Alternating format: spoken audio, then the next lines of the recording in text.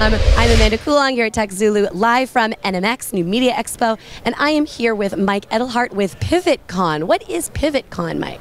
PivotCon is Brian Solis's conference, aimed at the senior executives in big brands, agencies that are out on the forefront of social. So, simple way to put it is some of the folks that are speakers here would be the audience at Pivot, and so I'm here to just sort of get a feel for how the sort of broader blogging universe is reacting to things right now. Where is our friend Brian? Is he anywhere on site here in Vegas? Because we will hunt you down, Brian Solis. We will hunt you down. If you're going to hunt down Brian, then you have to be pretty quick. Oh, I know. He was in Paris. He then went home to make, a pro forma appearance with his wife and children. And I think good job, Brian. Good job. We'll be in Paris again sometime this week. So, he's all over the place, as is Charlene and the other guys from Altimeter. Yep. No, Brian's done an amazing job. I remember when he had FutureWorks. I don't know if he still has that as well, but he had FutureWorks and moved on from that and just really became at the forefront of the social media movement. He's such a prolific author and again, a speaker that just goes all over the place now. And with Altimeter Group as a principal there, he has taught me a lot about social and the world of that. And now with PivotCon, it's interesting to see where he will go next. That's all I can say. Well, it's a great point, and I think where Brian's at right now, and myself too, in the Pivot audience, it's not about social media anymore. Exactly. And last year, the theme of Pivot was social brands to social business. This year, the theme at Pivot each year is whatever the maximum point of anxiety for the folks in these big brands is. The theme this year is going to be about how social business is moving toward the rise of total digital experiences. So it's gone from marketing into, wait, we're marketing to outsiders, what about all the people that work here? To social business and customer service, and now to the recognition that all that great social stuff could be negated by a bad in-store experience or by an accounting department that doesn't get it. And it's the whole customer experience and the whole company. It's interesting to watch, even over the last 3 to 5 years, how it went from Twitter and Facebooks and blogging, just basic blogging, to really this total cohesive digital experience, where it has moved into customer service, where it has moved into the much bigger brands, the public companies. Everyone is realizing, wow, we need to play a part in this. We need to pay attention and actually interact with our customers using these tools. Otherwise, they're going to be doing it without us. Well, exactly, and it even goes deeper than that. I mean, this is, if you think about it, the third tech revolution, if you count the PC revolution as the first one, and then the commercial internet as the second. And it's the biggest one by far. It's a hurricane that's thousands of miles wide. I mean, when the PC revolution started back in the 80s, maybe a few tens of thousands of folks were involved, actually knew what a PC was. And when this revolution started, it started with hundreds of millions of people. And so what companies are waking up to is that the way the customers are acting has changed. They can now be human and be engaged with technology at the same time. That's never been possible before. And so there really isn't any choice. Humans walk into the company every day and they're behaving differently, and humans walk into your stores, go to your website. Or cyborgs. But it's actually getting hard to tell. We're getting pretty close to the Turing test here on human behaviors. But it's a very fundamental change, and its impacts, I think, are just beginning to be felt. All the things we've seen, Facebook, Twitter, instant internet-based TV shows of guys jumping out of spaceships, all of that is just sort of the horses jockeying in the traces for the real impacts that are going to come soon. Changes in manufacturing, Main Street, all kinds of places. What sort, especially like working with such a focused conference like PivotCon, what are some of the things that scare big brands, big businesses as it relates to social. You know, early on it was, oh God, these people have a voice and they're going to say bad things about us online. It seems deeper than that.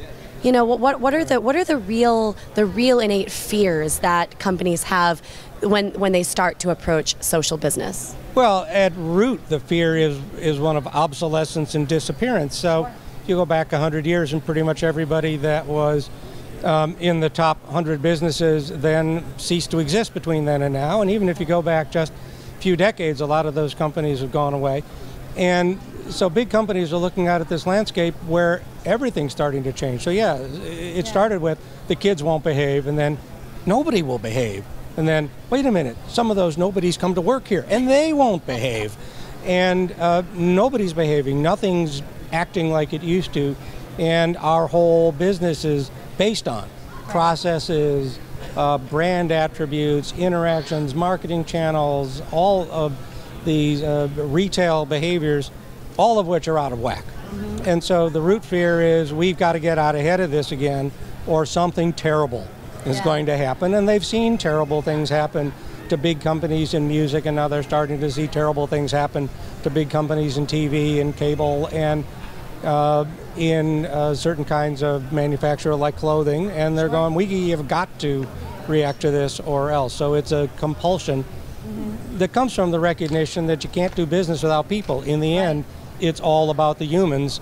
The websites, the mobile screens, the conferences are all just constructs, and it's really only the people that matter, and everybody's being affected by this one. Speaking of the people that matter, you know, you're here on a kind of reconnaissance mission, and in some ways seeing some of the folks, you know, that are changing the landscape a bit. We've got Guy Kawasaki off camera right now saying hello. Who are some of the people like Guy Kawasaki that that you maybe have run into here that might also be at PivotCon that we could expect to see? That's a great question. Well, a number of different kinds of folks. I mean, Guy's a pretty good example. Guy is one of these folks. And now he's looking at us talking about him. I haven't seen you in a while. Yeah, I will. Who, well, I was just going to say, who anticipates what's going to matter next. Right. So I think, you know, when did you start hearing Guy being associated with Google Plus? Several months ago. And now you're starting to see the articles coming out about Google Plus, it really matters. Google Plus has a role inside corporations. Those Google Plus Hangouts, that's pretty fabulous stuff. Right.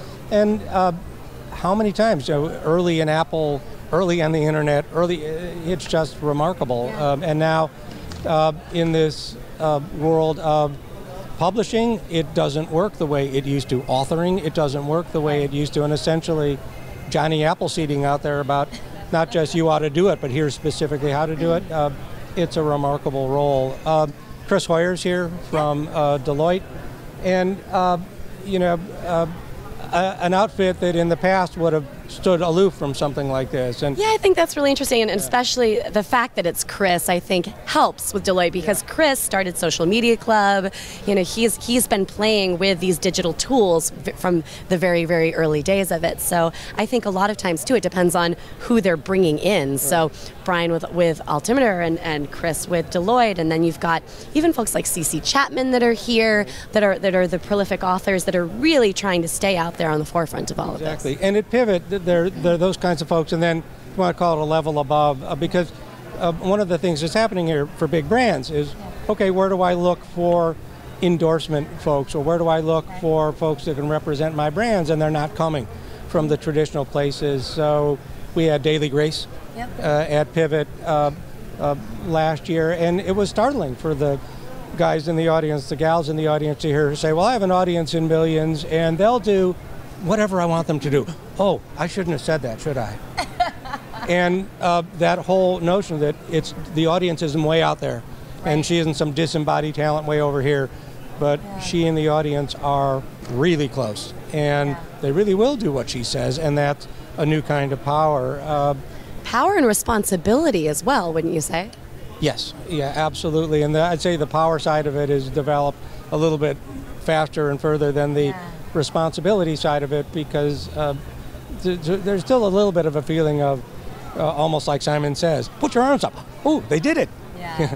stormed the Pentagon. Oh, I'm sorry, I shouldn't have said that. Right. But, you know, on the positive side of that, it's social movements, folks encouraging their friends to get out and vote, local initiatives, a whole new kind of civics. On the downside, it's rushing to judgment and folks beginning to act on things before it's even been demonstrated they're true, et cetera. Yeah. The changes are really deep and are going to be really big. We also had Carmen at Pivot last year as an example of the kind of artist that nobody would have heard of a year ago, who took a path following none of the traditional mechanisms, using social, using Facebook, using access to the fan base and being incredibly personable and responsive to become Rolling Stones fan favorite of the year out of nowhere.